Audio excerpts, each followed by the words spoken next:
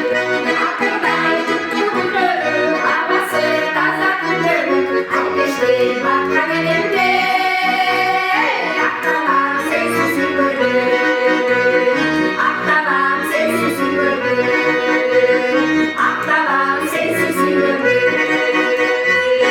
Ay yazamat, bana geldi ahtaların çürüktür, ahtaların sulu kızların karşısında ahtalam diye unuttunuzlar. Rahmat.